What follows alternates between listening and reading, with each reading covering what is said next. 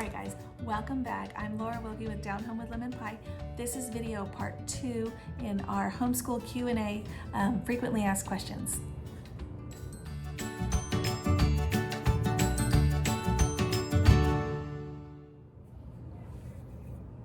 Okay guys, if you are brand new to my channel, welcome. I'm Laura Wilkie. I'm a Christian stay-at-home homeschool mom of 6. My kiddos range from twin toddlers that are 2 all the way up to my 9-year-old daughter. So this video, I went on Facebook and I went on Instagram and I asked, what are your frequently asked questions? What do you want to know? What do you want me to answer? And I got some questions. I got 12. And this is the second video. If you haven't watched the first one, you may want to go back and see that one, but it doesn't matter which order you watch them in. That was the first 6 questions, and these will be 7 through 12. Okay, so question 7 was where do I find used homeschool curriculum? Okay, if you don't already have a pen and paper, get one now, and you can write these down. I'm also going to link them below, but and you're going to probably want that for later with another question. But go ahead and do that now, and I'll tell you, I like to get used homeschool curriculum from several different places. If you don't know already, I don't really buy a lot of things brand new for homeschool. So one of the places I go to online Facebook groups. My favorite one is Homeschool Curriculum Marketplace. And I also like Homeschool Curriculum Sell, and then / Exchange, and then Homeschool Curriculum and Book Swap. Those are 3 Facebook groups. Also, Facebook has Marketplace in general that you can find tons of stuff. In fact, our curriculum we're using this year, I actually got on just the broad Facebook Marketplace. Okay, so if you look on Facebook, you can type in your curriculum and then buy and sell after that. And there are buy-sell sites or groups on Facebook that are for each curriculum, or at least the ones I've seen. So I do use those. We use My Father's World, so My Father's World buy-sell curriculum or curriculum exchange, something like that. We also have used just our local homeschool groups, the ones that are local to you. They probably have a Facebook group as well, so you can find those. And then there's people that'll just trade or offer for free even, or for a small amount of money, different pieces. So that's a good place too. I like to use that as well. So I hope that gives you some ideas of where to find curriculum. So the next question is, can you get teacher discounts as a homeschool parent? And if so, how do you prove you homeschool? I'm so glad you asked, because this year I actually went ahead and purchased a little ID card for our homeschool for myself. So in the past, like when we first started homeschooling, I would just tell the stores we homeschool, or I'm a homeschool teacher, and they were okay with that. I know places like Half Price, I think you had to fill out a form and you just write homeschooler, and that was it. Easy peasy. In recent years, I don't really live close to a Half Price Books, so we don't go there very often. And I haven't actually used our card yet, but I figured I needed to have one just in case, because of course, if you don't have it, you need it, right? So if you go to academicexcellence.com, you can get a card, and here's the one I printed for myself. And it's a nice card, like a nice card. Kind of zoom it in, I just added a photo there. And it has my name and the name of our school, and it says teacher. On this side, it's kind of blurry, but you get the idea. Academic Excellence, and you get to pick the picture. Academicexcellence.com, it's linked below. And I have the referral link, so if you use that, they told me that you could get $5 off. This only cost me $5, so I don't know if that makes it free or if I got it on a special deal or what. But it's a great thing to have just on hand in case you come to a place where they say, oh, teachers discount, but you have to have an ID. So there you go. Okay, question 9. Do you try to cover every subject every day, or do you only teach certain subjects certain days? We do a little bit of both. So Some subjects we do daily. Those I would call my core subjects, such as reading, writing, math. Then I have some subjects that I do like Monday, Wednesday, or Tuesday, Thursday. Those things are the things that are more like piano, typing, science, geography, history. I usually do all of those like that. Sometimes I only teach certain subjects on Friday.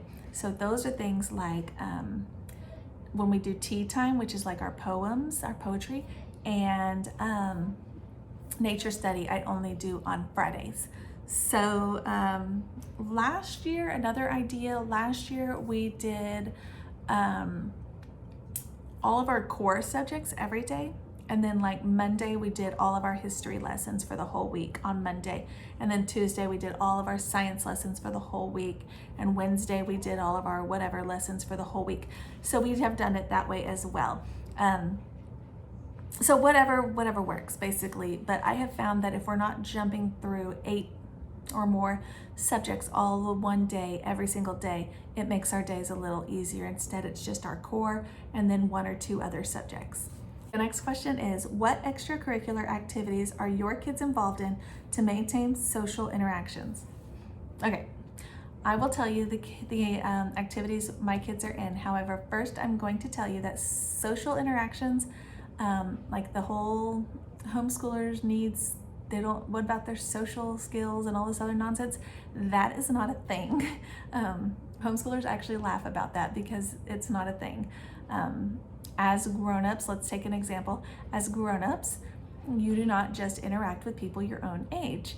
You interact with people that are elderly and people that are your age, people that are in the generation above yours, people that are younger than you, in every aspect of life, at church, in the public world, at your job, whatever. So that's not really a thing. Our children are engaged with other children. But honestly, if I want my children to learn how to ultimately be good, responsible adults, they are not going to learn those skills from other children. I'm just saying. So anyways, that's a whole nother video, right? All right, activities that our kids are involved in as homeschoolers. In the past, we've done dance, we've done horse riding, we've done choir, we have done archery through the 4-H group. We have been in the 4-H chicken club. We tried out a little bit of the 4-H rabbit club. We are very active in our church and all of the activities that go along with that. We are active in our local homeschool groups. My girls are in American Heritage Girls, which meets weekly, and my boys are in Trail Life USA, also meets weekly. There are co-op options, which we are not a part of and haven't ever been a part of, but that is another option. And my favorite right now is in our area, we have a 4-H group just for homeschoolers, and they meet during the day and they do a little bit of all aspects of 4-H, and I'm loving that. So that's my favorite right now. But those are some of the activities we have been involved in. Basically, when you are a homeschooler and you start finding those local groups to you, you'll be surprised at how many things there are available to homeschoolers. The roads have been paved, so it is there, just look for it. Okay, how many hours per day do you homeschool? Okie dokie. This depends on the age of the child. Little bitty guys like pre-K and younger, about 30 minutes. There's really not much we need to do. My kinder to first graders are typically doing about 1 to 2 hours, closer to 2 hours if it is some sort of play activity involved, closer to 1 hour if it's just straight book work, if that makes sense. My bigger kids are more in the 3 to 5 hour range. It just depends what we're doing, I guess, and how involved the assignments are on that particular day. I know lots of families that are done by noon. They homeschool just in the morning, and by lunchtime they are done for the whole day. And I wish we could do that, but we can't because we have little bitties, we have nap times, we have lots of interruptions. So we get most of our stuff done before noon, but we do have time planned in the afternoon where anything that needed to carry over can. So, and we do take kind of a break in the morning to allow for that playtime. So we kind of do more of an most of the day schooling, but that is not what I think most people do. I think most people just do like the morning only. Okay, last question for the videos is, what are some favorite websites for free printables? Okay, I have so many.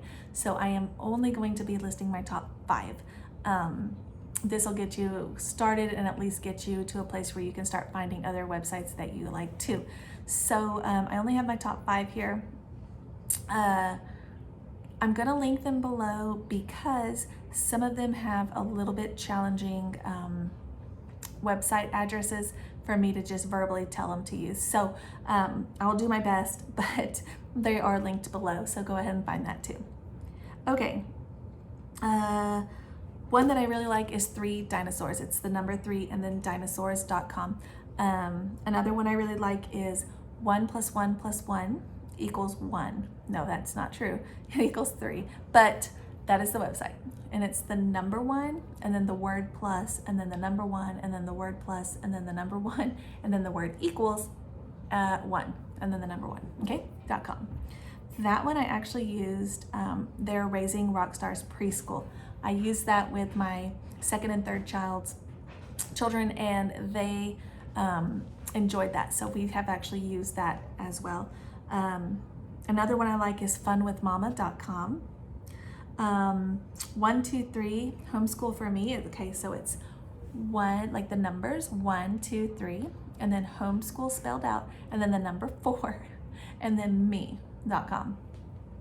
Like these, a lot of these, they are great for like unit studies or lap books or just adding things into whatever you're learning, those kinds of things. You can find copy work, like handwriting stuff, just tons of stuff. Okay, and now probably my very favorite and most used, I saved it the best for last, is freehomeschooldeals.com. I love this website. There are so many things on there and it's all free.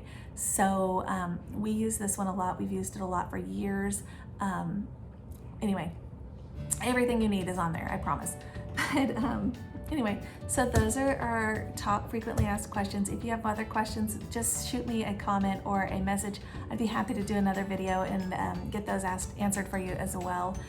If you want to see what's going on in our day-to-day lives, kind of the behind the scenes, find us on Instagram or Facebook. Otherwise, go check out our other videos. I have the videos up in little playlists, so go find those and you can figure out what other things you need for homeschooling. All right, guys, see you later.